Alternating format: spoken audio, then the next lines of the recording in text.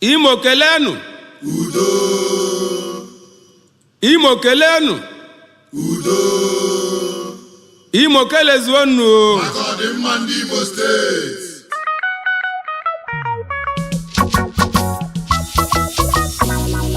Obereagu on the beat.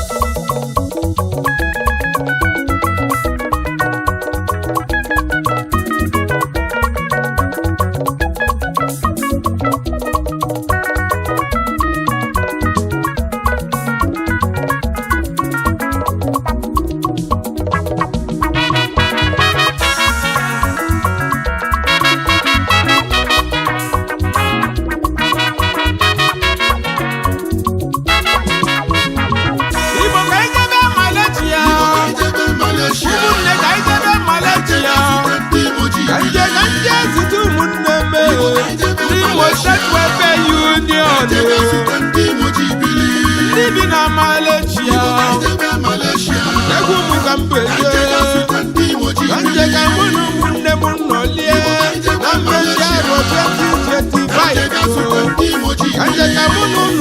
Egbuoma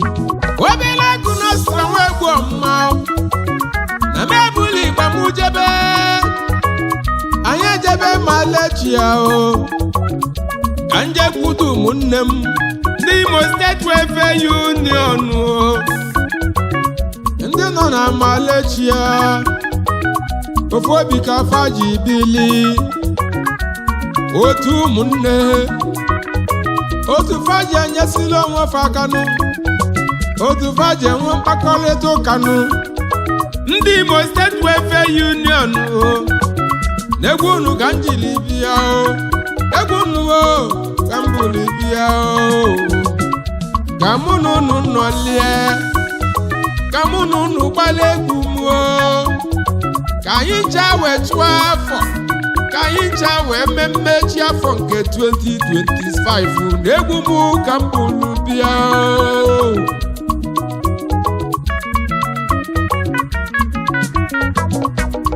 Imo State Welfare Union ndị bi na Malaysia pasi Nigeria obodo dị iche iche n'Imo steeti ka fasi pụtasizie wee ruzie Malaysia pa wee jikọta aka ọnụ wee gbakwaba ya otu a na-akpọ Imo State Welfare Union otu faji enyelu onwe aka otu faji enyelu ụmụ ogbenye aka nnu ndị Imo steeti anyị ekene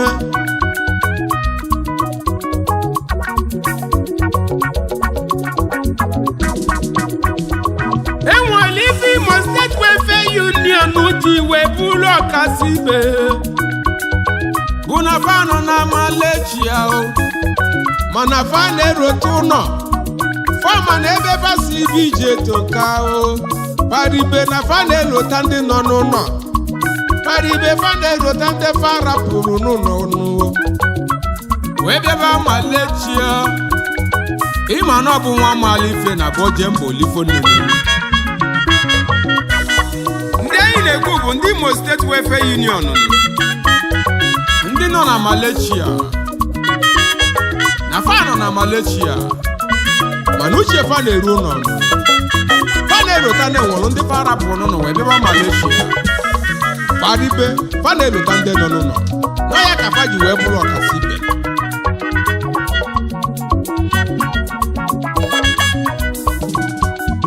ndị Imo State Welfare Union n'udu unu na-ede anyị na-anụ nke unu na-emenụ etu unu si enyelu ndị mmadụ aka etu unu si enyelu ndị ife na-esiri ike aka na Malaysia etu unu si agba mbọ na Malaysia ka unu fụ n'ụmụ Imo steeti ndị nọ na Malaysia ka fa ghara ịdị na-ata afụfụ ọkachasị ụmụ nwanyị ndị Imo steeti ma ụmụ agbọghọbịa ndị Igbo ndị ọzọ ka fa ghara ịdị na-agba akwụna. Ọ bụ unu na-agba mbọ ka fa ghara ịdị na-agba akwụna na Malaysia. Anyị na-anụ ife unu na-eme, anyị na-asị unu jide dịka unu ji o, na onye si jide nke o ji na nke ọ na-eme dị mmanụ, mana onye sịra nke o ji na nke ọ na-eme adịrọ mmanụ. Anyị na-asị unu jide nke unu ji, maka na nke unu na-eme na anyị na-anụ na ife agba n'aka n'ụwa na-ejiri onye ekili ya o. Ụmụ Imo State Welfare Union o, unu ka anyị soro bịa o, unu ka anyị soro bịa o. Mkpa anyị je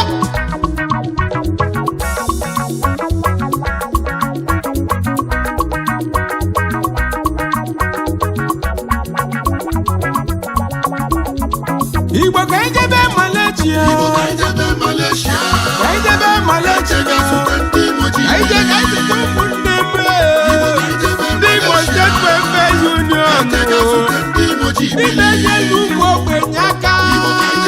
Ha si Nigeria jee Malaysia, papa mana ebe ka siri bịa toka waribe fa na-elota ndị nọ n'ụlọ, waribe fa na-elota ndị falapụrụ edebe Malaysia. Kama na ebe ka siri bịa toka waribe fa na-elota ndị nọ n'ụlọ, ọ na-enyere ụmụ ogbenye aka, ọ na-enyere ụmụ ogbenye aka. Ụfọdụ n'udo na ya ka afa ji ebi, ụfọdụ n'udo na ya ka afa ji ebi. Yes, sir.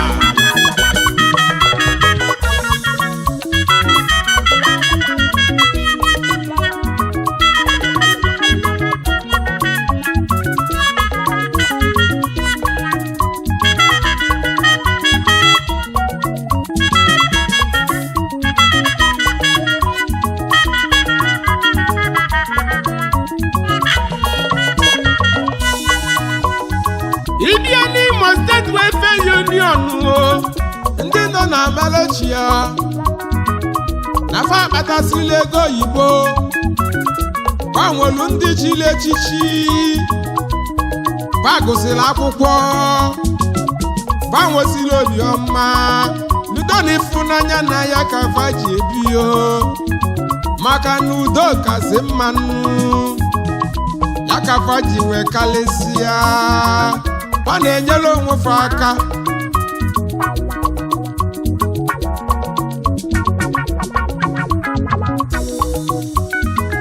Anyị ejebe n'isi mmiri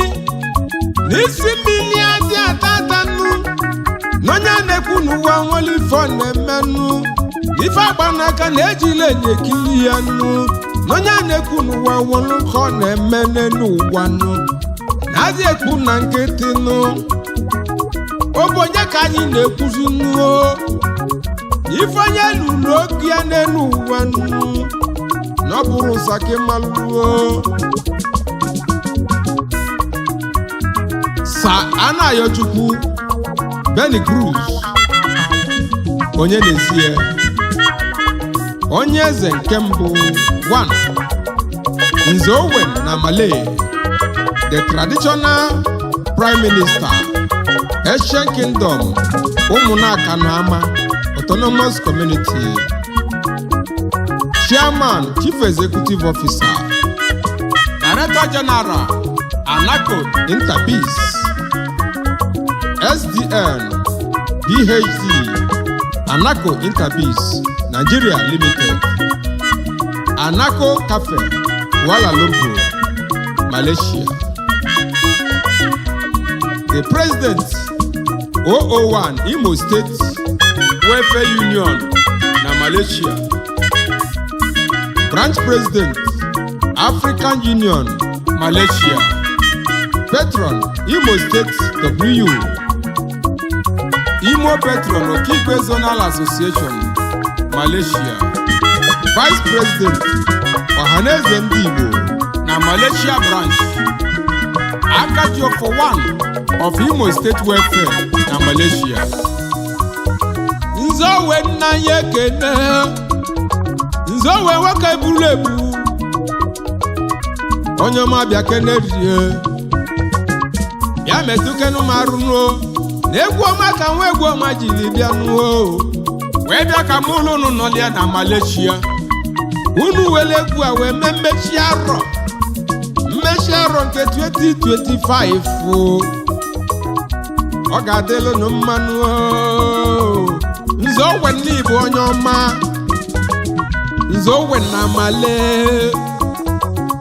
nzowe na male tuoni ya Nzowe na male nwoke kwule obi akene nzowe ni bịa metụ kene mmarụ na mmekọrịta ọrụ ya bụ so nwanne ọgaranya bụ egwu bịa ọgaranya na-enyelu ụmụ ogbenye aka anyị na-anụkwa nke ị na-eme o nwere ude dị n'ede anyị na-anụ ibi na-eme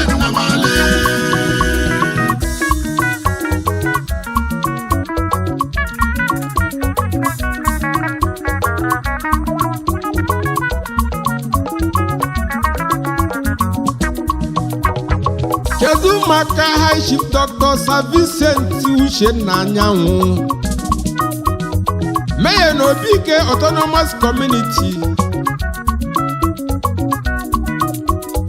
Chairman Managing Director Vincing SDN BHD Malaysia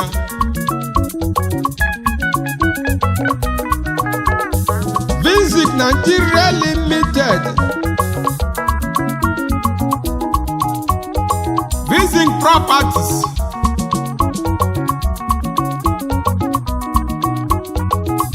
CEO Americana Restaurant African Bar Gabon, Malaysia President Owerri Zonal Welfare Union na Malaysia Vice President Imo State Welfare Union na Malaysia nwoke buru ebu bịa Americana Igbo dogbu Americana na Malaysia bịa Americana onye ọma bịa kenenu Mayor bịa Mayor na ya kena nwoke buru ebu bịa Mayor n'Igbo dogbu n'odogbu abụrụ afọga iyo odogbu abụrụ ọga na-emu n'ime na odogbu abụrụ ọma onye chọọ n'onye na-ekwu ụwa nwere ife ọ na-eme Mayor na-enwe olu nke ị na-eme anyị na-anụ nke ị na-eme onye ọma Mayor n'Igbo dogbu nwoke nwere obi sale odogbu nwere obi ọma onye nwere obi ọma Mayor n'Igbo dogbu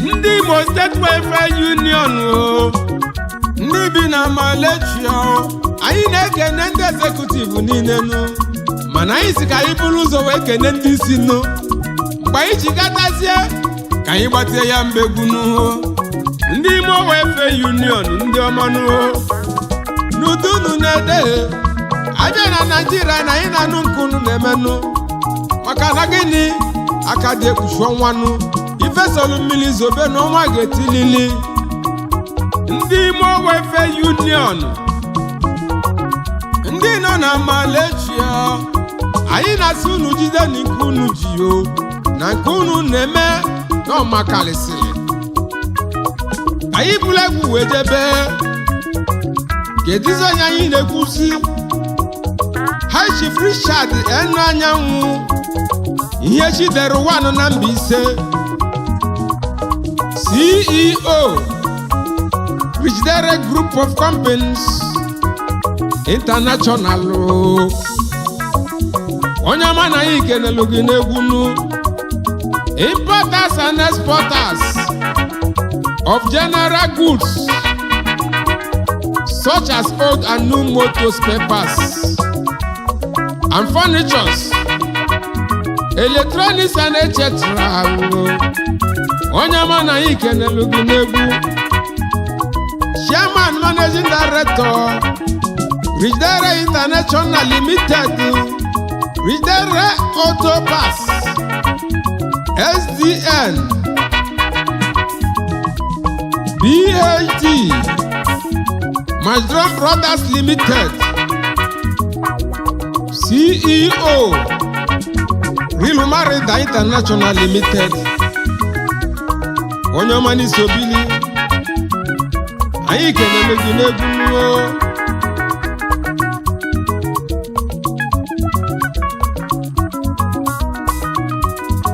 anyị na-anụkwa nke ị na-eme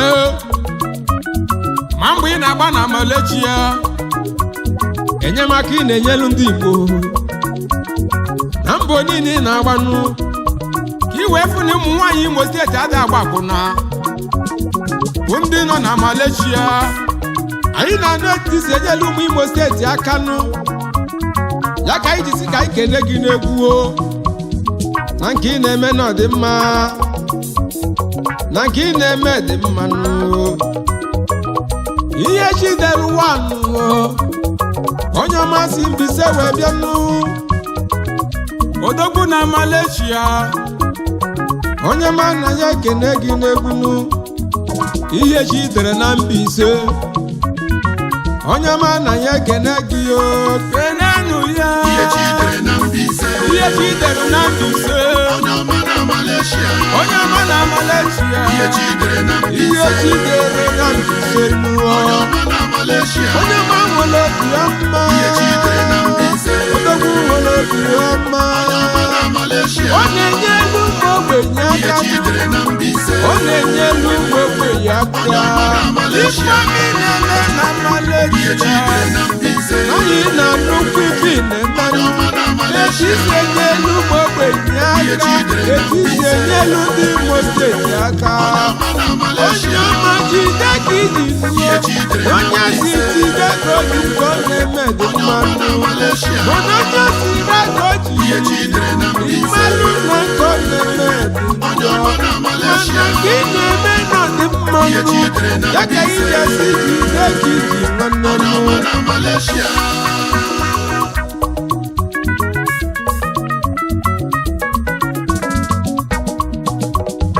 anyị wee na-ekene Chief Livinus Achiegbu amụrụ onye na-ego 1 Ofuwere, CEO Obigate Ventures Nigeria Limited, the Peace Ambassador of Ofuobi Nwanne Amaka International Club of Malaysia, Vice President Owerri Zonal Welfare Union. onye ọma na anyị kenelu gị odogwu bụrụ ebu iso na ndị Imo steeti ji wee bili na Malaysia.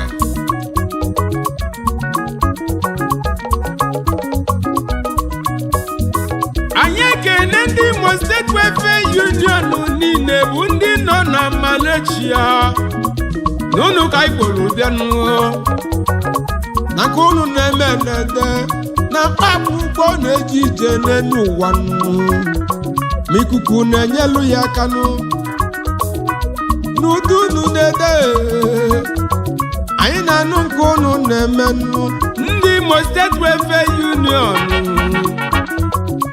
unu ka anyị kpọrọ bịanụ unu ka njili wee buru igba m bịabanụ wee sizie ka mụ nụnụ nọrie na the end of the year party nke a na-akpọ mmechi arọ nke 2025 ya ka ndị isi ka m buru egwu m bịa ya ka ndị isi ka m buru igba m bịanụ ka mụ na unu wee gbalị ya mba egwu maka na egwu anyị na-enye obiọmanụ egwu anyị na-achụkwa high BP ya ka njisi ka mụ n'ụnụ nọlie ka m bịazie ka mụ n'ụnụ gbalie ya mbegbu ka anyị chaa mmemme arọ 2025 ya ka njilibuli gba m bịabanụ ka anyị ncha wee lụ wee gbaa ya mbegbu Igbo ka anyị jebe Malaysia anyị ga-azute ndị ọma ndị Imo steeti ji bili ndị Imo Welfare Union ndị ọma bụ ndị bi na Malaysia otu ji n'obodo ma na-enyelu ụmụ ogbenye aka ma na-enyelu onwe aka otu kwuru onwe fa n'anya a sị Naịjirịa jebe Malaysia mana uche fa na-ebute n'ụlọ ma na-ebe basiri eto kanụ ma na-enwere ndị barapụrụ n'ụlọ wee jebezie Malaysia gbara ibe fa na-elota ndị nọ n'ụlọ aka ji wede ka mụ na aka nọrịa